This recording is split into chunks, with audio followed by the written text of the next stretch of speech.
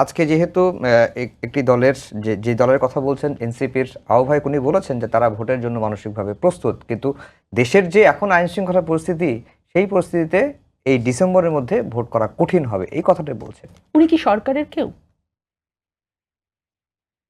উনি হয়তো জানেন উনি কি সরকারের কেউ? উনি তো কিছুদিন আগেও সরকারে ছিলেন, মানে উনি আমরা হয়তো সবাই জানেন। Confuse, right? That is another problem. আমরা জানি না নাহিদ কিংবা আসিফ কিংবা মাহফুজ কিছু বললে ওটা কি স্টিল সরকার? আসিফ আর মাহফুজ তো অফকোর্স সরকার, নাহিদ কিছু বললে কি ওটা সরকার? আমরা জানি না। সো আমি ধরে নিচ্ছি উনি সরকারে নাই, কাগজে কলমে নাই।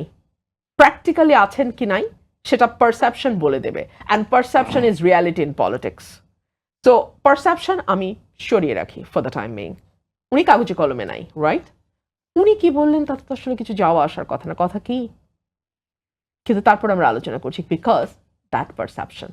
আমরা এখনো সকলেই ভেতরে ভেতরে জানি কাগজে কলমে উনি থাকুক বা না থাকুক, এটি একটি রাজার দল, এবং রাজার দল যা চাইবে তা হতেও পারে। এবং আমরা তো দেখেছি আমাদের প্রধান উপদেষ্টাকে বলতে যে আমি তাদেরকে উৎসাহ দিয়েছি একটি রাজনৈতিক দল করবার জন্য। এই দলটি তার উৎসাহে গঠিত হয়েছে, এটা তিনি ক্লেম করেছেন, আর কেউ ক্লেম করেনি।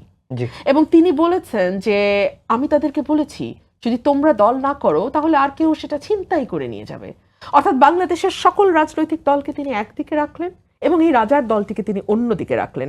এই সরকারটির আন্ডারে আমরা তো বলতেই পারি না, আমরা যারা প্রজার দল, আমরা তো বলতেই পারি যে আমরা ভরসা পাচ্ছি না নির্বাচনের।